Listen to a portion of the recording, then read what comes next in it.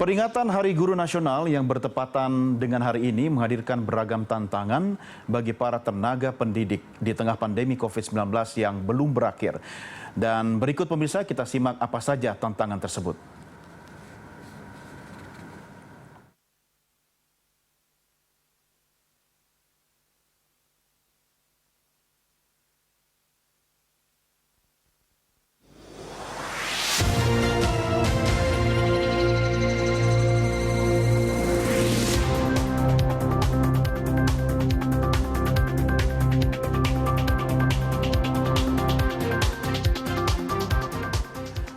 Ya, pemirsa, jumlah guru di tanah air relatif banyak, namun masih belum mencukupi untuk mendidik siswa-siswi di sekolah hingga ke pelosok negeri.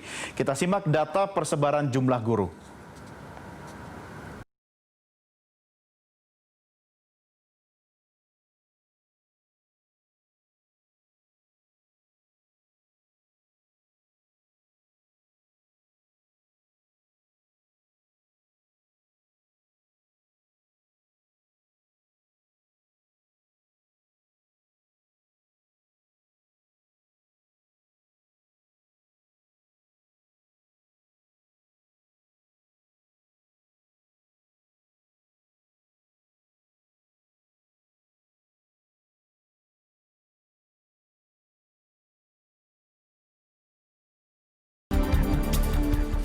Ya, baik pemirsa, kita lanjutkan diskusi kita dengan Pak Hendrikus Galot dan juga Pak Doni Kusuma. Saya kembali ke Pak Hen.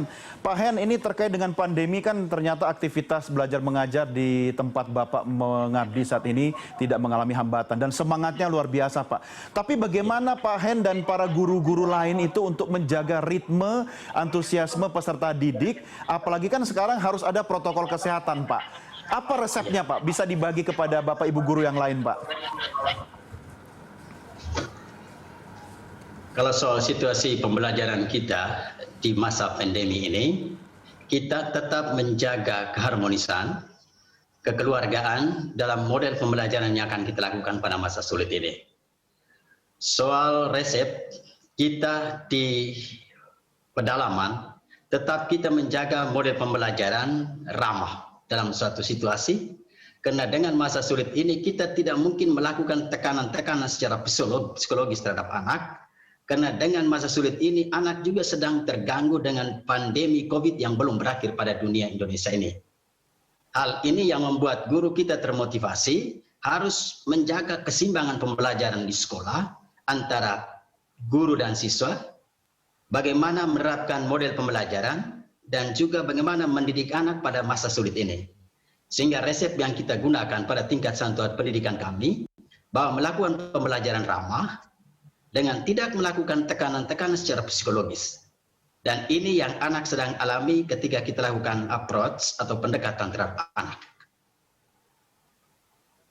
Pak Don, kalau Pak Doni menganalisa terkait dengan peta sebaran guru yang tadi sebelumnya kami juga paparkan, bagaimana sebenarnya kondisi real di lapangan? Apakah memungkinkan dalam kondisi pandemi ini, di saat persebaran guru pun belum merata, tapi tidak mengurangi kualitas pendidikan kita nih, Pak Don?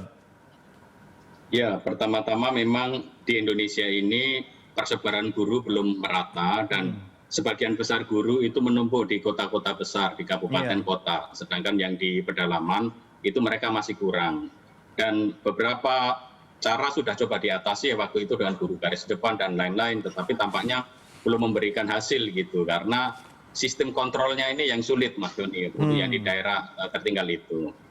Nah, bagaimana caranya gitu ya untuk supaya proses pendidikan itu tetap berjalan. Saya rasa guru-guru yang ada di garis depan ini, guru-guru yang di pedalaman, itu sangat luar biasa, Mas. Gitu. Makanya waktu itu saya mengusulkan kepada kementerian, seandainya ada kebijakan-kebijakan terkait intervensi dari pusat untuk guru-guru di daerah, itu intervensinya jangan individual. Karena biasanya kalau guru garis depan itu hanya satu guru, dia datang ke sana dan dia yang dapat manfaat kesejahteraan lebih dibandingkan guru-guru lain yang sudah ada di situ lama mengabdi dan berkarya. Ini datang anak baru kemudian dapat sesuatu yang lebih gitu. Tentu hal itu tidak masalah ketika memang itu tugas dia gitu ya, karena ada program khusus diseleksi. Tetapi bagaimana memberikan keadilan kepada guru-guru yang ada di daerah terpencil itu. Bahkan yang di daerah terpencil itu, Mas, mereka itu kadang-kadang status S1 sarjana itu belum terpenuhi. Artinya Iya. sebenarnya mereka tidak qualified untuk tidak eligible untuk mengajar, tetapi karena tidak ada yang mengajar ya kan, akhirnya lulusan SMA pun mengajar juga di sana. Dan saya rasa untuk mereka-mereka ini harus ada intervensi khusus. Iya. Dan saya berharap ke depan itu sebenarnya intervensi digital. Jadi Mas Nadiem Makarim ini semestinya kita mengharapkan bahwa ke depan intervensi digitalisasi sekolah itu harus mulai dari daerah-daerah yang terpencil ini. Jangan dimulai dari yang pusat gitu. Artinya persiapan penyiapan tenaga listriknya, energinya, kemudian jaringan internetnya harus dibuat, kemudian prioritas diberikan kepada daerah-daerah yang terpencil yang sulit diakses ini. Gitu. Iya, iya. Itu saya rasa ke depan akan bisa cepat gitu. Jadi tinggal melihat prioritasnya saja. Kalau digitalisasi sekolah itu kemudian diprioritaskan pada semua sekolah secara merata, saya rasa nanti yang terpinggir akan tetap terpinggir. Iya, betul. Jadi Baik. harus diprioritaskan. Di Kupang saja 5 km dari jalan raya saja, Mas, itu tidak ada listrik, tidak ada sinyal gitu. Iya. Begitu masuk itu udah langsung hilang sinyalnya gitu. Ini kan jelas sekali itu, padahal itu masih di kota ya, Kupang itu agak keluar Iya. sedikit lah gitu. Ibu kota provinsi itu ya. Ya, Ya, tapi betul. semangatnya Pak Hen di Adonara Barat tidak kalah gitu ya. Nah ini juga Siap. kita harus fair nanti. Setelah rehat kita akan masuk soal kapasitas dan kompetensi guru ya. Biar adil dan berimbang ya. Bapak-bapak sekalian kita break sejenak dan pemirsa jangan kemana-mana. Lunch Talk segera kembali sesaat lagi.